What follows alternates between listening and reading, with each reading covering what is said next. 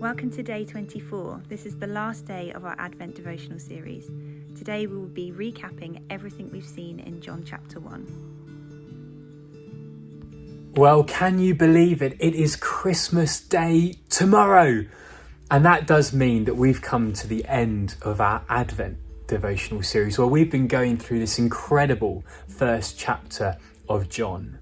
And we've begun, didn't we, seeing that John introduces us to someone who's called the Word. And John says the Word was with God and the Word was God.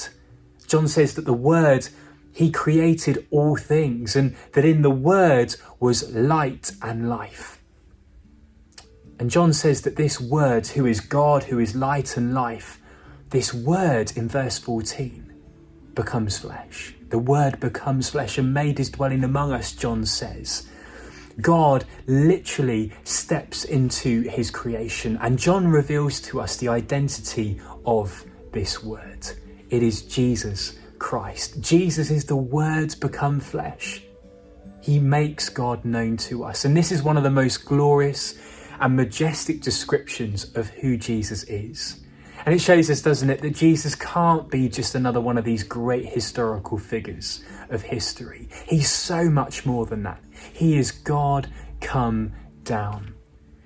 And yet for all of Jesus' glory and his greatness that we see in John's gospel, what is incredible in this first chapter is we see that this Jesus, the Word, when he comes down, he encounters and meets so many people. Jesus, he meets ordinary people. He meets skeptical people in John's account of his life. He meets lost people and hurting people. Jesus, he's come to be encountered. The most extraordinary person that we could ever imagine has come to be encountered by us. And he's come with news to give us that will change everything in our lives. And even though these events that we read in John's gospel happened 2,000 years ago, this same Jesus is still able to be encountered today. And this Christmas, I send to you an invitation to encounter the most incredible person that we could ever meet, and to encounter the Word through his Word.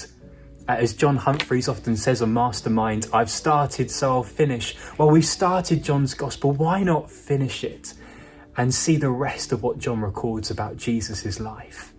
It might be that this Advent series has been completely new to us, and we maybe haven't thought that we would discover the things that we have about Jesus. It's maybe blown us away. The assumptions we had have been blown away. But I'd really encourage you to keep on discovering more about this life-changing news, about this life-changing person of Jesus. And below this video in the description, there are some really helpful links which can take you to places that you can carry on reading John's Gospel and finding out more about what that means for us. But it might be this Christmas that, well, we've been a Christian for ages. We've been following Jesus for ages. In fact, it might be that we can't think of a time when we haven't followed Jesus. But I wonder, even still, this Christmas, why not carry on through John's Gospel?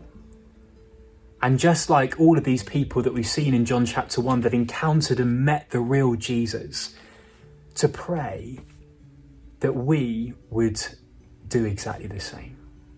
That as we read through, that we would genuinely meet this Jesus, and we would rediscover this greatest news about the greatest person we could ever hear about.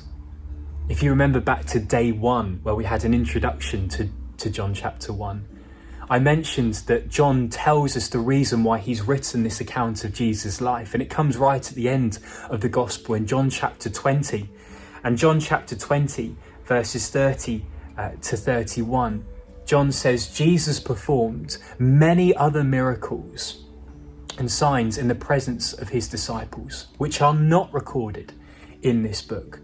But these are written that you may believe that Jesus is the Messiah, the Son of God, and that by believing you may have life in his name.